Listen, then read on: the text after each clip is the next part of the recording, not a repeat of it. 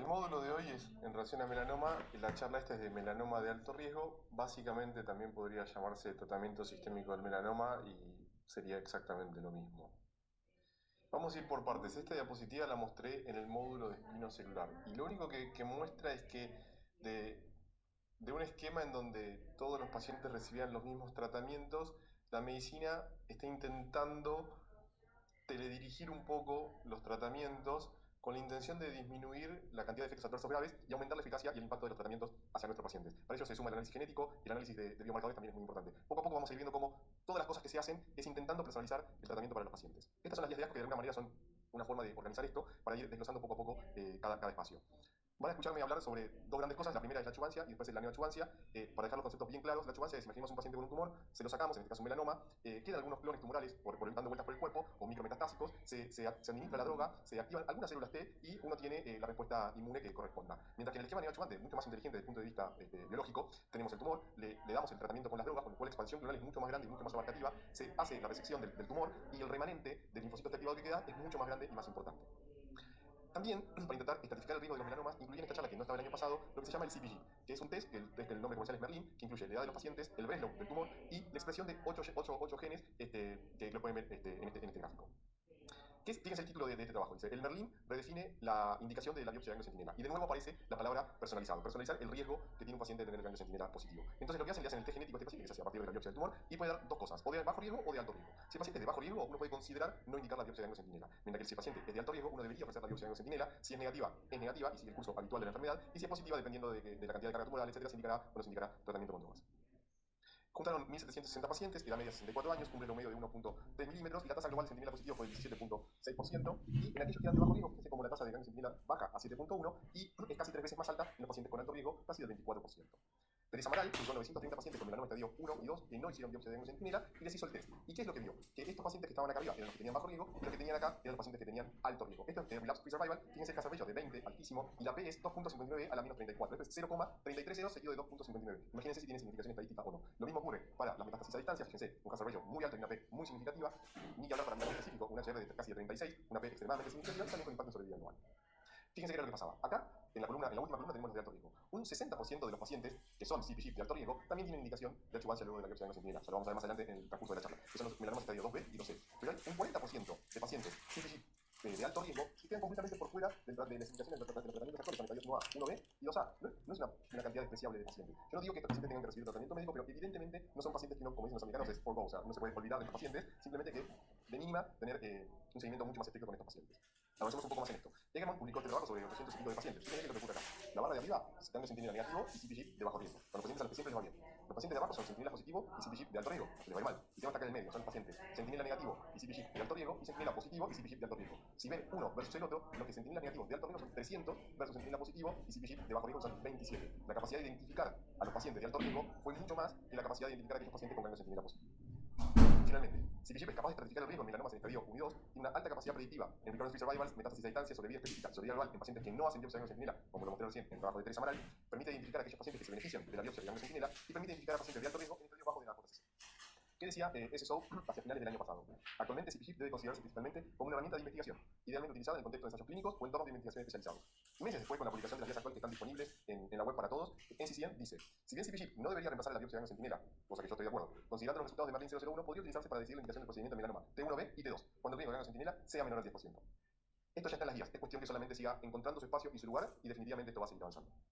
¿Qué pasa con el melanoma en el estadio 3? Es una gran diversidad en cuanto a pronóstico y recibirán muy probablemente tratamiento médico ya sea en forma de adjuvancia o de neoadjuvancia. Perdón, lo que podemos ver es que la disparidad de la sobrevida específica va desde el 24% al 88%.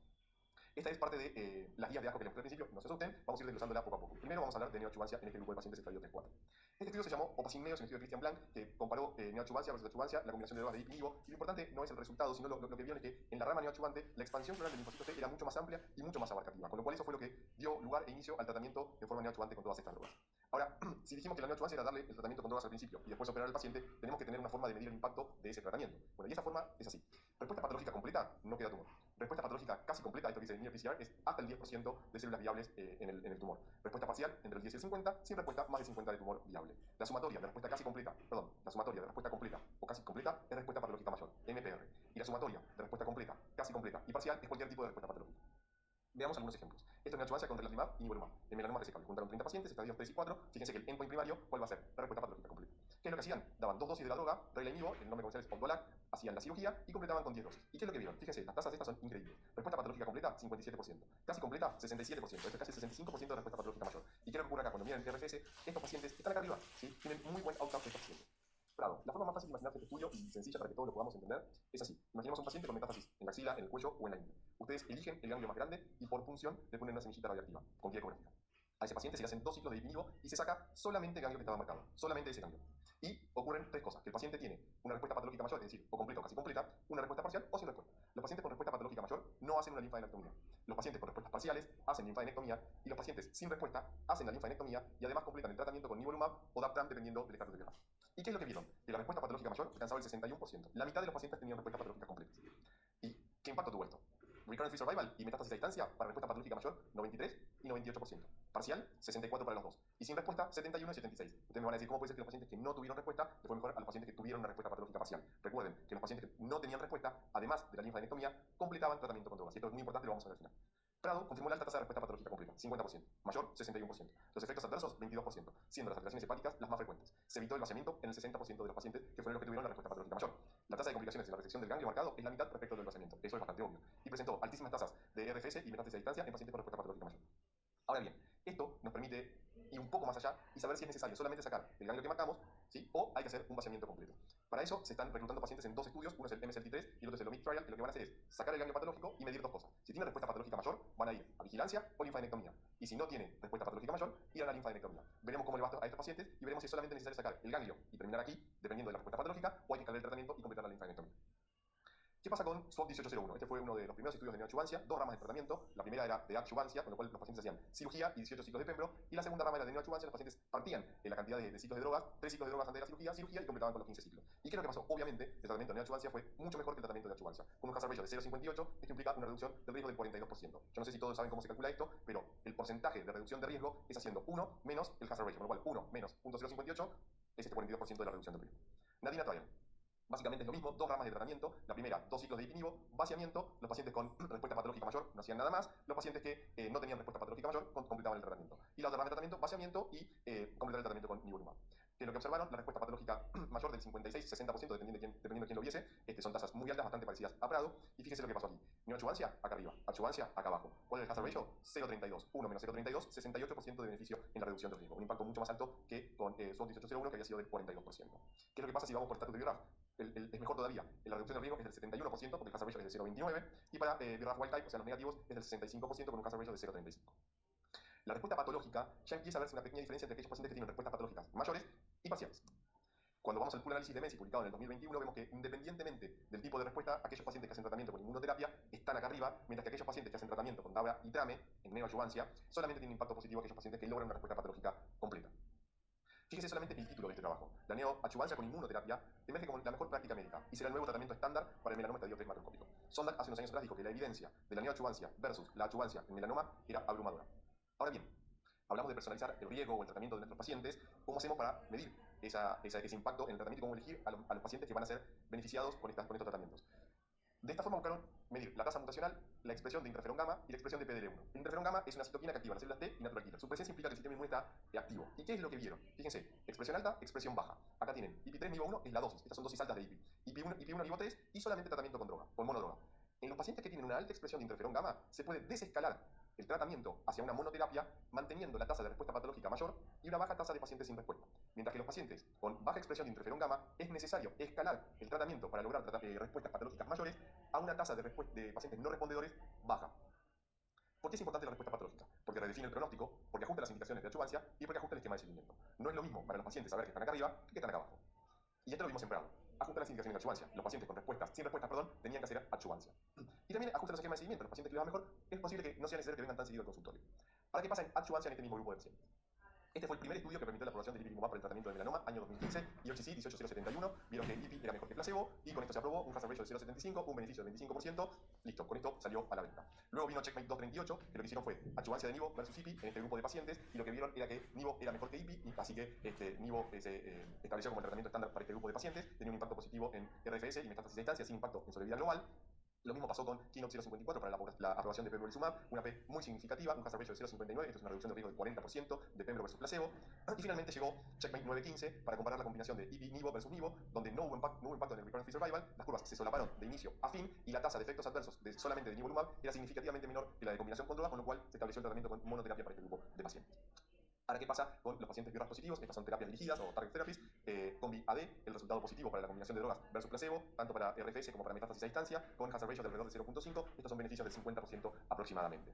Ahora, ¿qué pasa en el melanoma estadio 4 resecado? Que es lo que hacemos nosotros. Queda mencionar el estudio este que era Immune, que era IPI más Nivo versus placebo, y ustedes van a ver que la combinación está acá arriba, el tratamiento con Nivo en el medio y obviamente el placebo por debajo. Y ustedes van a decir, pero hace 3 diapositivas atrás me dijiste que el Checkmate 915 no había tenido impacto en la combinación de IPI Nivo versus Nivo, y acá el impacto es muy significativo. ¿Cuál es la explicación para esto? La explicación para esto es que en el Checkmate 915, la dosis de IPI fue baja y espaciada, la carga tumoral y la inmunogenicidad de estos pacientes en Checkmate era menor que los pacientes con estadios avanzados de la enfermedad, el brazo control medido en Checkmate era Nivo, y en Immune el más importante control era el placebo, y el tamaño de la muestra del Checkmate era 915, perdón, del Checkmate 915 eran 1800 pacientes, mientras que Immune era mucho más chiquitito. Esta es la razón por la cual se ven las diferencias en este grupo de pacientes, en estos dos estudios con las combinaciones de las mismas drogas. Ahora, ¿qué es lo que pasa en los pacientes con melanomas de alto riesgo resecados, que son los grupos estadio 2B y C? Y para que les quede claro a todo el mundo, estos son melanomas de más de 4 milímetros de Breslow o más de 2 milímetros de Breslow ulcerados. Fíjense qué es lo que ocurre. La sobrevida a 10 años de los estadios 2B y C es 82 y 75%, contra 88 y 77 de los grupos 3A y 3B. ¿Cuál es la razón para darle tratamiento a este grupo de pacientes que tienen mejor sobrevida que a este grupo de pacientes? Ninguna. Evidentemente, ahí había algo que se nos estaba escapando, y esta es la razón por la cual ahora este grupo de pacientes son pasibles de tratamiento médico. Por eso se desarrollaron en principio dos estudios. El primero fue el Keynote 716, esto es pembrolizumab versus placebo, adjuvancia en estadios 2B y C. Fueron los pacientes operados, ganglios centinela negativos, dos ramas de tratamiento, pembro versus placebo, y podemos ver que las curvas de RFS era 90 versus 83, con un hazard ratio de 0,65, esto es una disminución de riesgo del 35%, tuvo una P significativa. Lo mismo pasó para metástasis a distancia, con un hazard ratio de 0,64, y de la misma forma, Checkmate 76K, en vez de pembro usaron Nivo, las curvas son relativamente parecidas, el hazard ratio es un poquito más bajo, 0,42, con lo cual el beneficio es bastante más alto. Lo mismo pasó para las metástasis a distancia. Fíjense esto.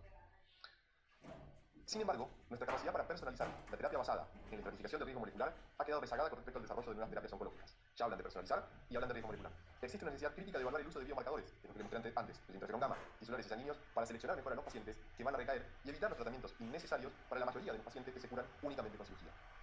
Para esto hay dos estudios en curso que están reclutando pacientes. Uno es adjuvancia con drogas, pero tomando en cuenta el ADN circulante, y el otro es exactamente lo mismo, que se llama Nivomela. Son pacientes resecados, hacen el CPG. Los pacientes que son de alto riesgo, una rama hace Nivo, la otra rama hace observación, y los que son de bajo riesgo no hacen nada. Veremos hacia el final del 2029-2030, cuando estén los resultados, el impacto del uso tanto de CPG o de ADN circulante tumoral en estos estudios. Estadio 4 es la combinación de todas las drogas. Yo no voy a hablar de esto porque es un tema bastante de oncología clínica y me parece que no viene un poco al caso. Por el final, dejé lo que Georgina Long este año describió como el tercer espacio.